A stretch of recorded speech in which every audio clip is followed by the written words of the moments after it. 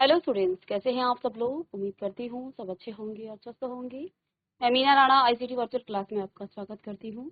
Students, हम पढ़ रहे हैं क्लास 12 की मैथ्स में हम इंटीग्रेशन कर रहे थे। और स्टूडेंट्स, अभी तक हमने 7 एक्सरसाइज, जो आपका इंटीग्रेशन का चैप्टर है, यहाँ से हमने 7 एक्सरसाइज कर लिए। आज हम इन 7 एक्सरसाइज को एक बार रिवाइज करेंगे और इसके बाद आपका, अभी तक हम इनडेफिनिट इंटीग्रेशन पढ़ रहे थे, इसके बाद हम नेक्स्ट जो लेक्चर होगा उसमें हम पढ़ेंगे डेफिनिट इंटीग्रेशन के बारे में।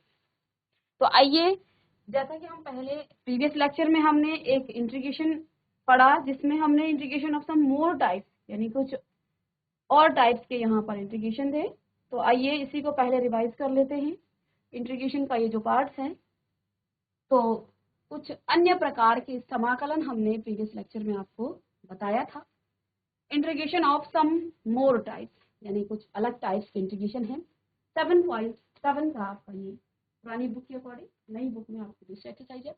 तो ये जो 7 एक्सरसाइज है आपकी इंटीग्रेशन में, इसमें हमने कुछ अन्य प्रकार के समाकलन की बात की। अब वो अन्य प्रकार का समाकलन क्या है, यहाँ आप देख पा रहे हैं, integration of root Q of D x type का ये आपका इंटीग्रेशन होगा। यानी आपके पास क्वेश्चन के इंटीग्रेंड में, जो इंटीग्रेंड होता है उसमें रूट क्यू टाइप्स का आपका क्या हो जाएगा, एक क्वाड्रेटिक जो है एक्सप्रेशन होगा। क्यों यहाँ आपका क्वाड्रेटिक एक्सप्रेशन हो सकता है। तो ये जो क्यू है ना, इसको हम सॉल्व कैसे करेंगे। कंप्लीटिंग स्क्वायर मेथड से हमने इससे पहले जो हमने पढ़ा था, जिसमें आपको देखिए ये जो चेन है, अगर आपको एक चीज आती है, एक एक्सरसाइज आपको आता है तो दूसरी एक्सरसाइज आप तभी कर पाएंगे। तो ये एक चेन की तरह काम करता है। तो आपको जो है स्टेप वाइज इस इंटीग्रेशन चैप्टर को कंप्लीट करना है, इसको पढ़ना है, ठीक है। तो रूट क्यू टाइप्स का हमने यहाँ इंटीग्रेशन पढ़ा था, और साथ में हमने 1/, तो क्यू टाइप्स में हम क्या करते थे, यहाँ हम इस क्यू को कंप्लीटिंग स्क्वायर मेथड से एक्स स्क्वायर प्लस माइनस ए स्क्वायर के फॉर्म में, या फिर A square plus minus X square के फॉर्म में इसे कन्वर्ट करते थे। ऐसा ही हमें कुछ करना है, और वहां पर भी हमें कुछ फॉर्मूले दिए गए थे 1/x स्क्वायर प्लस माइनस ए स्क्वायर के फॉर्म में, हमने उनकी मदद ली। पहले हमें कंप्लीटिंग स्क्वायर मेथड से इसको इस फॉर्म में ही लाना है इस क्यू को। तो सेम काम यहाँ पर भी करेंगे। हमने इसके लिए यहाँ पर आपको 3 एग्जाम्पल आपको समझाए हैं। ये तीन ये आपके फॉर्मूले हैं। इन 3 फॉर्मूलों की मदद हम लेते हैं और इन 3 फॉर्मूलों से हम क्वेश्चन को सॉल्व करते हैं। तो पहला फॉर्मूला आपका है इंटीग्रेशन ऑफ, पहला आपका फॉर्मूला है integration of root x square minus A square dx. Same pattern सभी में लगता है। आपके पास जो एक्सप्रेशन यहाँ है, आपको x/2 x/2 x/, तीनों में ही x/2 करना है। इसके बाद आप रूट में जो भी यहाँ लिखा है वही लिखना है। फिर आप माइनस या प्लस डिपेंड करेगा, यहाँ a माइनस का है या प्लस का है। अगर a माइनस का है तो यहाँ माइनस का आएगा, a प्लस का है तो यहाँ प्लस का आएगा। देख पा रहे हैं आप, ये a आपका यहाँ माइनस में है, तो हमने यहाँ पर भी इसको माइनस में ही लिखा। सभी में सेम पैटर्न है, इसलिए बहुत ज्यादा दिक्कत हमें नहीं आएगी इन फॉर्मूलों को याद करने में। तो सब में माइनस ए स्क्वायर, ये प्लस का था तो प्लस में ए स्क्वायर बाई 2, और यहाँ पर भी a प्लस का था, इसलिए हमने क्या किया, ए स्क्वायर बाई 2, ठीक है। और log of mod x plus, और सेम क्वांटिटी पुनः आपको यहाँ पर लिख लेनी है, और मॉड को बंद करके बाद आप यहाँ c लिख लेंगे। सेम दूसरे में भी वही चीज है, ए स्क्वायर माइनस में एक्स स्क्वायर वाले फॉर्मूले में यहाँ तक तो आपका सेम आएगा। इधर आपका साइन इनवर्स x बाई ए आ जाएगा, और प्लस में c आप सभी में लिखते हैं। तो इस टाइप के ये आपके इंटीग्रेशन है। चलिए इतना आप नोट कर लीजिएगा, फिर हम एक बार रिवीजन करेंगे कुछ। चलिए स्टूडेंट्स, इसको आप जल्दी से नोट करें। तो चलिए स्टूडेंट्स, जैसे कि हमने आपको बताया, हम आज की क्लास में पूरी जितनी भी हमने अभी तक इंटीग्रेशन पढ़ा है वो हम रिवीजन करने वाले हैं। पहली जो एक्सरसाइज थी उसमें हमने इंटीग्रेशन किससे किया था, हमने आपको, जो फर्स्ट एक्सरसाइज था उसमें हमने आपको इंटीग्रेशन करना किस मेथड से सिखाया था। तो हमने जब आपको शुरुआत में इंटीग्रेशन करना सिखाया, तो पहला काम हमने क्या किया, इंटीग्रेशन एज इनवर्स प्रोसेस। हमने क्या कहा, इंटीग्रेशन क्या है, एक इनवर्स प्रोसेस है, किसका, डिफरेंशिएशन का। यहाँ इसमें बहुत सारी स्लाइडें नहीं हैं, चलिए देख लेते हैं इसमें।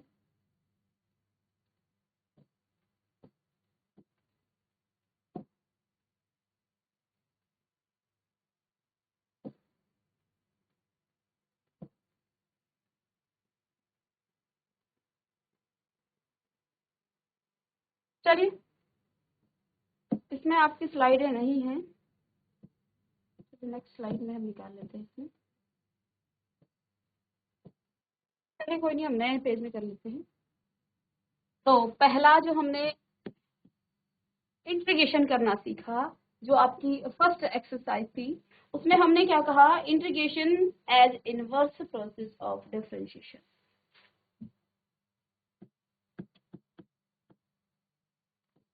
इंटीग्रेशन एज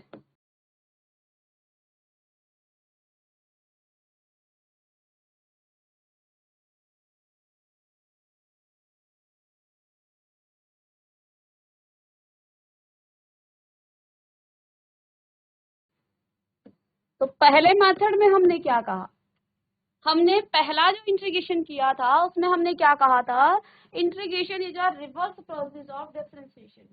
जो आपने इससे पहले चैप्टर पढ़ा डिफरेंशिएशन, उसी का ये एक इनवर्स प्रोसेस है। ठीक है, तो आप किसी फंक्शन f(x) का जब आप क्या करते हैं, डिफरेंशिएशन करते हैं, डिफरेंशिएशन आप करते हैं, तो आपको f' मिलता है। ठीक है, इसको आप डेरिवेटिव कहते हैं, ये आपका डेरिवेटिव कहलाता है। ठीक है, और ये प्रोसेस आपका डिफरेंशिएशन कहलाता है, और ये आपका कोई फंक्शन है। किसी फंक्शन f(x) का जब आप डिफरेंशिएशन करते हैं तो आपको डेरिवेटिव मिलता है, और डेरिवेटिव को पुनः आप जब फंक्शन के फॉर्म में यानी कि पहले रूप में लाते हैं तो ये प्रोसेस आपका इंटीग्रेशन कहलाता है, और ये आपका इंटीग्रेशन कहलाता है। और इसे जब इस रिवर्स प्रोसेस के बाद इस पे आप क्या कहेंगे, ये आपका इंटीग्रल कहलाता है, ये आपका इंटीग्रल कहलाता है, या इसे एंटी डेरिवेटिव भी कहते हैं। इसे आप, दूसरा नाम है इसका एंटी डेरिवेटिव। कई बार आपको आ जाता है, फंक्शन दे दिया जाता है, अब कहते हैं कि find the it's anti derivative, तो आप वहां फंस जाते हैं, भाई हमने एंटी डेरिवेटिव तो पढ़ा ही नहीं है। एक्चुअली जो आपका डेरिवेटिव है, क्योंकि ये इसका क्या है, रिवर्स प्रोसेस है। हम यहाँ से चले थे f(x) से हम कहाँ पर गए, f'(x) पर गए, लेकिन अब हम f'(x) से इसको क्या कर रहे हैं, f(x) पर जा रहे हैं, यानी यही प्रोसेस हम उल्टा कर रहे हैं, इसलिए ये आपका एंटी डेरिवेटिव है। ठीक है, और यहाँ आप कह सकते हैं एंटी डिफरेंशिएशन भी इसको कहा जाता है, एंटी डिफरेंशिएशन भी इसे आप कह सकते हैं, ये आपका एंटी डिफरेंशिएशन भी कहलाता है। तो ये हमने पहली एक्सरसाइज में स्टूडेंट्स पढ़ा था। पहली एक्सरसाइज आपका क्या था, integration as reverse process of differentiation.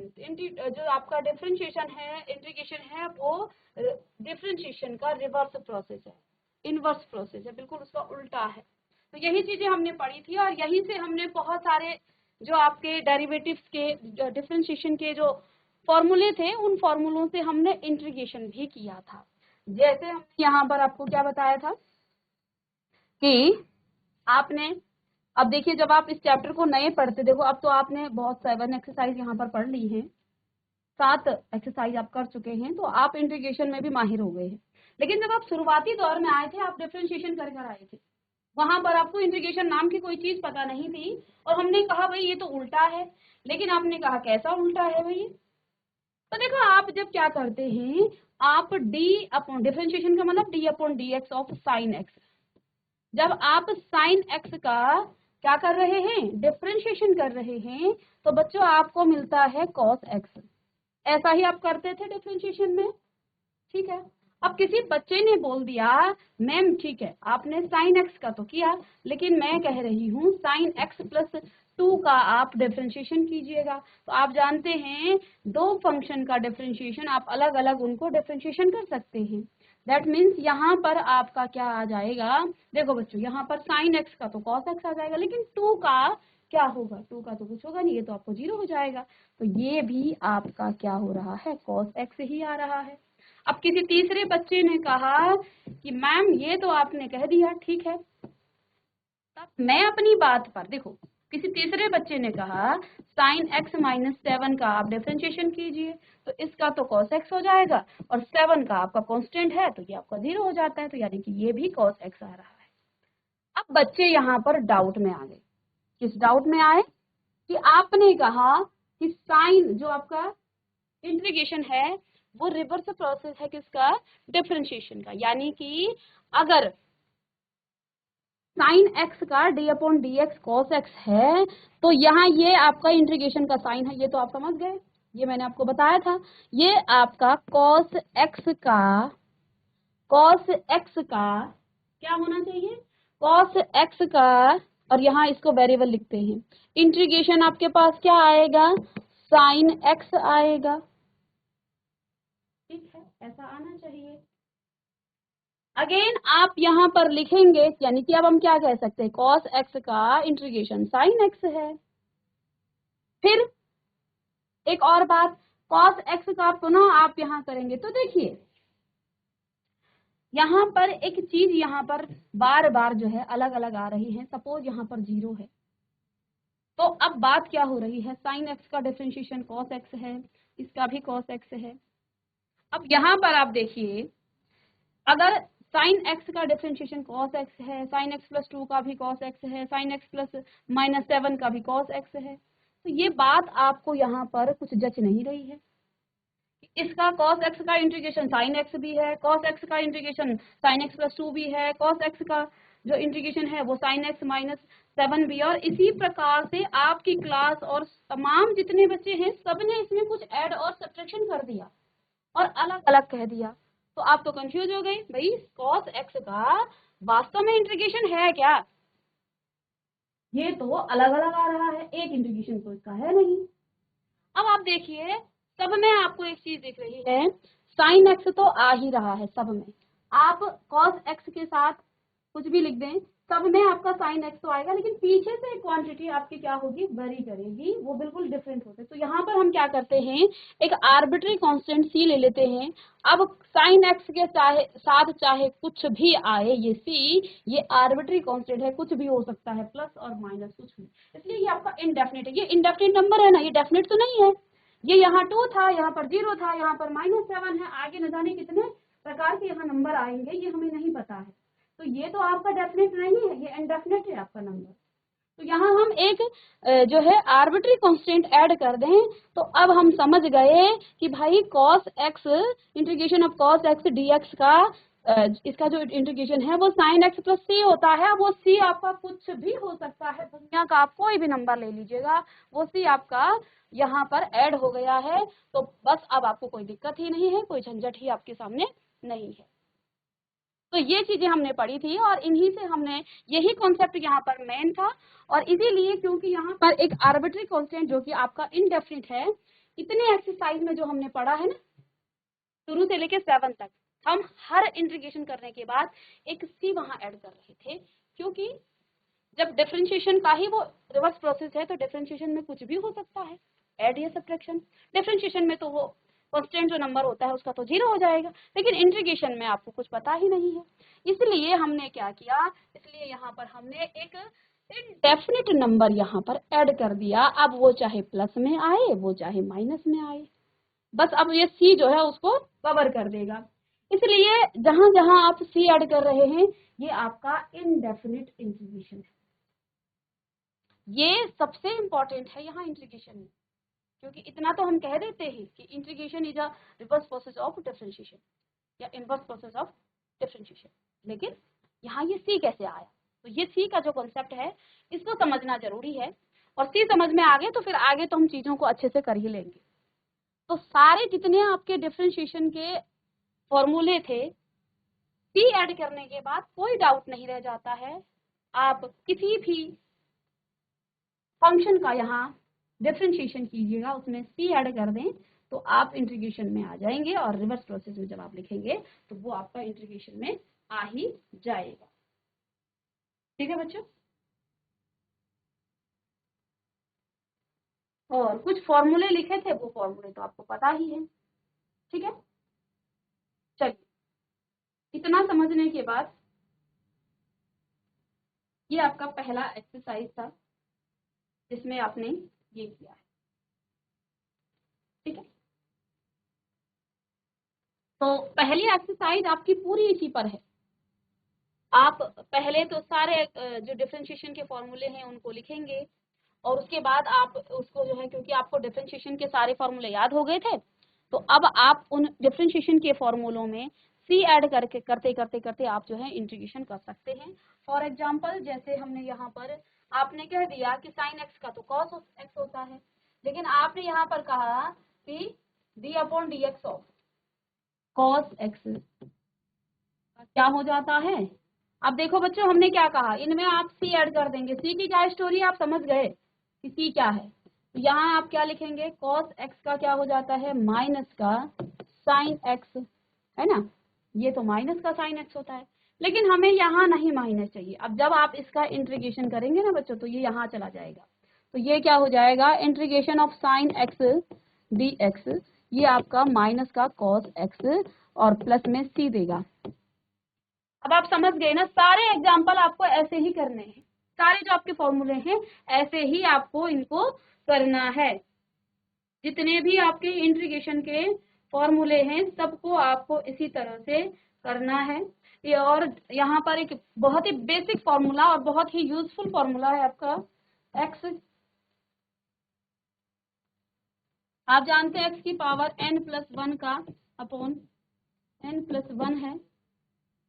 इस तरह से आप लिखते हैं, इसका डिफरेंशिएशन क्या हो जाता है, x की पावर n, तो इसका इंटीग्रेशन में क्या होगा, x की power n dx is equal to आपका ये आ जाएगा, क्या आ जाएगा, x की पावर n+1 होता है और n+1 नीचे आ जाता है, प्लस में आपको c तो ऐड करना ही है। ठीक है, तो यहाँ ना भी लिखें तो इतना हमने c का कॉन्सेप्ट जान लिया, तो आगे आप लिख सकते हैं। तो इस तरह से आपका जो है ये इंटीग्रेशन का पहला चैप्टर कंप्लीट होता है। ये एंटी डेरिवेटिव्स आप कैसे निकालते हैं सारे फॉर्मूलों से अब आप निकालें। अब दूसरी जो एक्सरसाइज है स्टूडेंट, जिसमें हमने कुछ मेथड पढ़े थे इंटीग्रेशन करने के लिए, तो बेसिक चीज थी, integration is a reverse process of differentiation. अब जो सेकंड आपकी एक्सरसाइज आती है ना, इसमें इंटीग्रेशन करने के कुछ मेथड हमने सीखे थे, जिनमें 3 मेथड आए थे। सबसे पहला मेथड था इंटीग्रेशन बाय सब्स्टिट्यूशन, दूसरा मेथड था इंटीग्रेशन बाय पार्शियल फ्रैक्शन, और तीसरा मेथड था आपका इंटीग्रेशन बाय पार्ट्स। लेकिन इसके बीच बीच में आपकी और भी एक्सरसाइज आई थी जिनके थ्रू हमने क्या किया था, इंटीग्रेशन किया था, जिस जैसे हमने इंटीग्रेशन ऑफ ट्रिग्नोमेट्रिक जो आइडेंटिटीज है ना, उनको यूज करते हुए इंटीग्रेशन करना सीखा, पूरी एक्सरसाइज इसमें है। और सम पर्टिकुलर टाइप्स के जो आपके इंटीग्रेशन है उसको भी हमने किया, कुछ मोर टाइप्स के इंटीग्रेशन भी हमने किया इन मेथड के अलावा। ठीक है, तो 3 तो आपके मेथड हो गए, चौथा एक्सरसाइज आपकी ये हो गई, पांचवी एक्सरसाइज आपकी जिसमें हमने 1/q टाइप्स वाले जो इंटीग्रेशन था ये हो गया। ठीक है, फिर आपका छठवां आपका ट्रिग्नोमेट्रिक फंक्शन आ गया, और सातवें में हमने कल की क्लास में ही, अभी इससे पहले भी हमने रिवाइज किया, सम मोर टाइप्स के कुछ अन्य प्रकार के इंटीग्रेशन। ठीक है, तो अभी देखिए अब मेथड में आपके कौन कौन से आते हैं। कुछ मेथड आपको बताए थे, मैं आपको ऑरली बता चुकी हूँ, तो चलिएगा इतना नोट करने के बाद लिखें आप, सेकंड हमने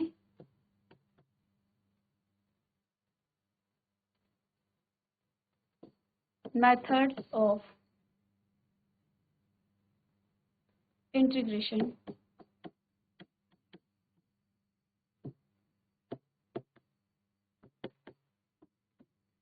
मेथड्स ऑफ इंटीग्रेशन। तो जैसा कि मैं पहले ही बता चुकी हूँ, पहला जो मेथड है वो है इंटीग्रेशन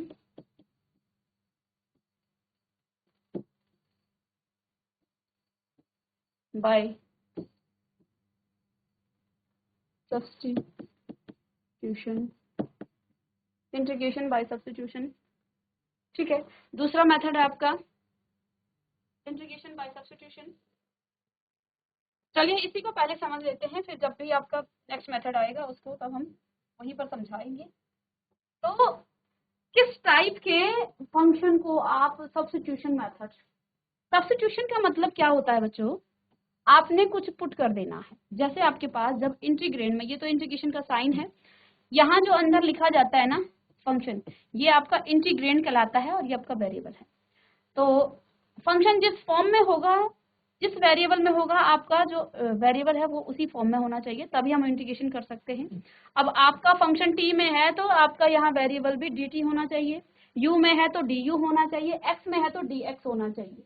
इसका ध्यान रखना है इंटीग्रेशन करते समय आपको। यदि आपके इंटीग्रेंड में फंक्शन और फंक्शन का डेरिवेटिव मौजूद हो, उस केस में हम क्या करते हैं, उस केस में हम इंटीग्रेशन बाय सब्स्टिट्यूशन। अब देखिए एक ही एक्सरसाइज नहीं, अब आगे जब हम एक मेथड को यूज करते हैं ना, आगे सारी एक्सरसाइज में वो यूज होते हैं। किसी बड़े क्वेश्चन में आप इन मेथड को यूज करते हैं। ठीक है, तो ये मेथड यहीं तक सीमित नहीं है, ये आगे की एक्सरसाइज में भी आपके यूज होती हैं। आप देख भी पाएंगे होंगे पीछे से, जो हम और भी क्वेश्चन करते हैं और टाइप के, तो वहां जहां हमें सब्स्टिट्यूशन की जरूरत पड़ती है वहां पर भी हम सब्स्टिट्यूशन लगा लेते हैं। ठीक है स्टूडेंट, तो एक क्वेश्चन यहाँ पर इस पर बेस्ड हम ले लेते हैं ताकि आपको समझ में आ जाए कि ये जो सब्स्टिट्यूशन का क्वेश्चन है ये आप कैसे कर रहे हैं, कैसे आप करेंगे इन क्वेश्चन को। चलिएगा,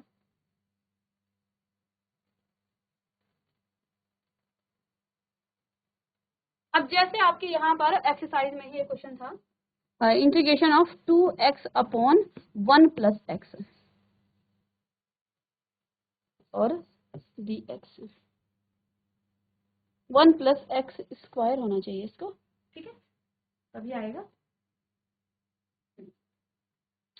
इसको आपने सपोज यहाँ क्वेश्चन दिया गया है। अब सब्स्टिट्यूशन मेथड कैसे यूज होता है, हमने देखा कि अगर मैं इसको क्या कर दूं, अगर मैं इसे कुछ भी पुट कर दूं, सपोज कोई भी आप वेरिएबल यहाँ पुट कर सकते हैं, इसको डिफरेंशिएट करूंगी तो मुझे क्या मिलेगा, मुझे ऊपर की क्वांटिटी, ऊपर का जो फंक्शन है वो मिल जाएगा।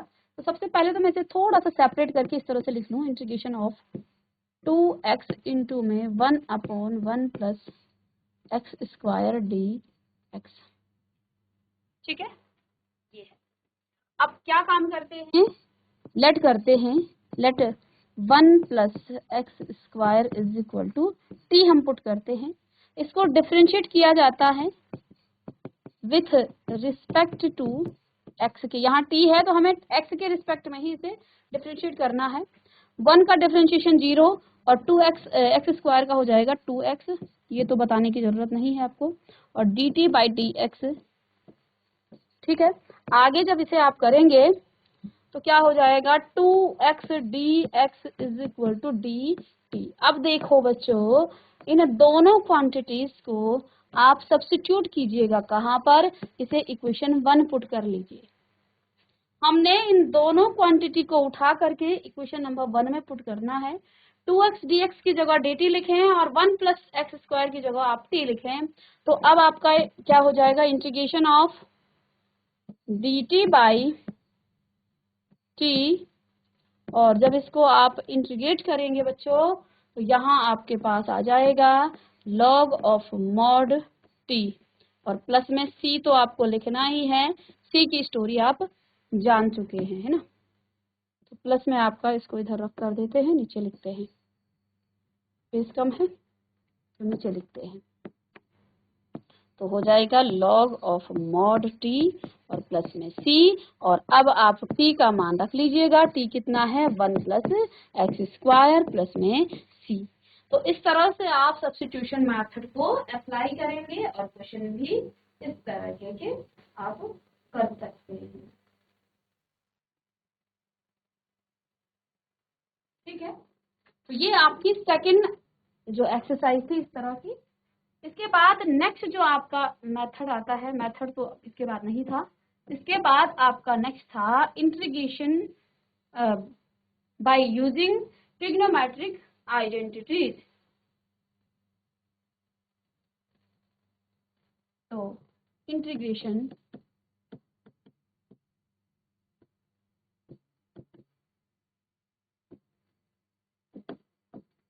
using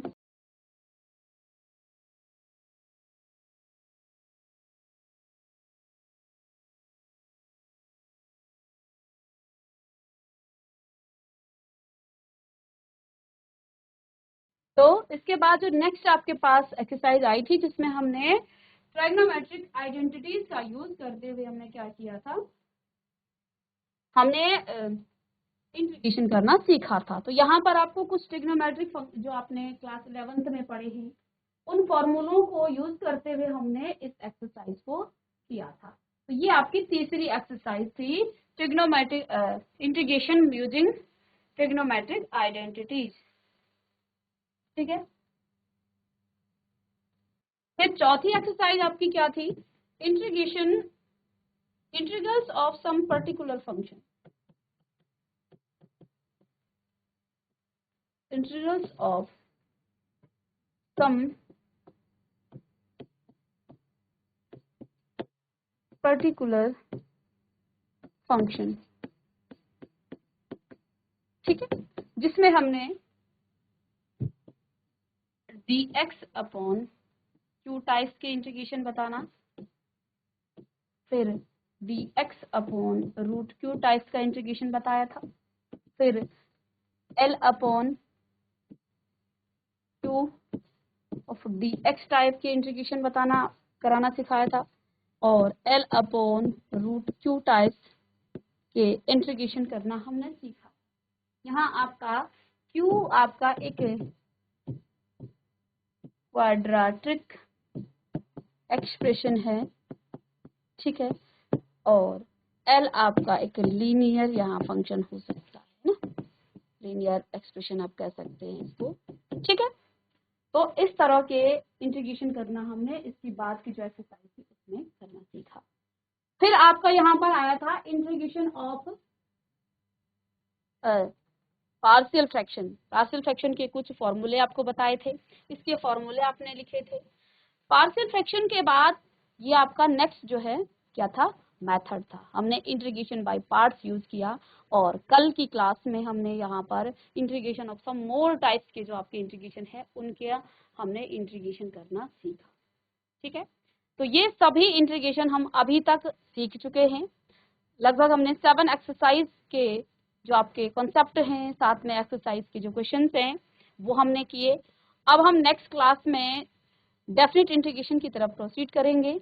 तो उम्मीद करते हैं कि आपको इनडेफिनेट इंटीग्रेशन बहुत अच्छे से समझ में आया होगा, और जो भी आपको एक्सरसाइज में किसी डाउट होता है तो आप कमेंट कीजिएगा और पूछिएगा, फिर हम उस एक्सरसाइज को दोबारा से रिवीजन कराएंगे। तो बच्चों मिलेंगे नेक्स्ट लेक्चर में, तब तक के लिए